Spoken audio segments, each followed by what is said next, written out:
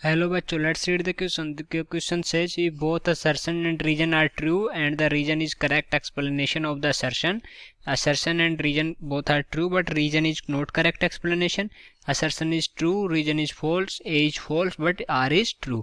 और assertion क्या given है? The radii of corresponding orbitals in all H-like particles are equal. All H-like particles contain only one electrons. तो हमें बोला है कि जो हमारे एच लाइक पार्टिकल्स होते हैं उनमें केवल एक इलेक्ट्रॉन होता है, और जो असर्शन है वो है कि जो रेडाई ऑफ करस्पॉन्डिंग ऑर्बिटल्स होती है एच लाइक पार्टिकल्स की वो इक्वल होती है। तो अब देखते हैं कि इनमें से कौन सा करेक्ट है कौन सा इनकरेक्ट है। तो सबसे पहले लिखेंगे इस क्वेश्चन के लिए की कॉन्सेप्ट,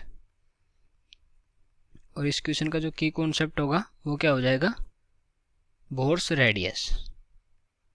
बोर्स रेडियस, ओके ये हो जाएगा इस क्वेश्चन के लिए की कॉन्सेप्ट। अब हमें देखना पड़ेगा जो हमारी बोर्स रेडियस होती है उसका फॉर्मूला क्या होता है। तो उसके लिए फॉर्मूला क्या होता है हमारे पास, R1 is equal to RN is equal to, तो हम लिखेंगे बोर्स रेडियस। पहले हम लिख लेते हैं बोर्स रेडियस, फिर लिखेंगे इसका फॉर्मूला। तो बोर्स रेडियस में क्या होता है, RN is equal to R0, ये हमारा कॉन्स्टेंट है, ठीक है, into n square by Z.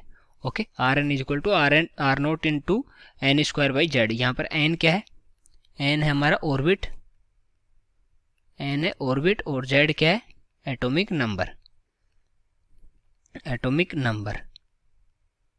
Okay, तो सेशन में बोला है कि corresponding orbitals in all H like particles are equal. तो यहाँ पर हमारा जो n is equal to orbit था इसको तो इसने कांस्टेंट कर दिया, ओके, और जो z is equal to atomic number था ये पर डिफरेंट रहेगा, क्योंकि इसमें बोला है एच लाइक पार्टिकल्स। तो एच लाइक पार्टिकल्स में क्या होता है, एच लाइक पार्टिकल्स इनमें जो हमारे इलेक्ट्रॉन्स होते हैं, ये इलेक्ट्रॉन होते हैं वो तो सेम होते हैं, ओके, सेम मतलब एच की तरह, एच में कितने इलेक्ट्रॉन होते हैं, 1 इलेक्ट्रॉन होता है, और इनमें जो एटॉमिक नंबर है इनका एटॉमिक नंबर डिफरेंट होता है, एटॉमिक नंबर।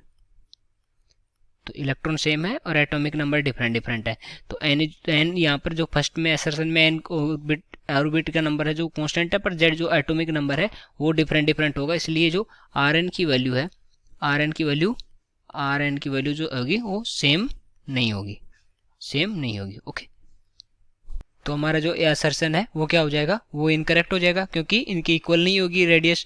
और जो हमारा रीजन है कि all H like particles contain only 1 electron, तो सारों में 1 इलेक्ट्रॉन ही होगा एच लाइक पार्टिकल्स में, तो रीजन हमारा करेक्ट हो जाएगा। तो कौन सा ऑप्शन करेक्ट हो गया, हमारा फोर्थ ऑप्शन करेक्ट हो गया, assertion is false but reason is true. Okay, so I hope you understood it well, best of luck.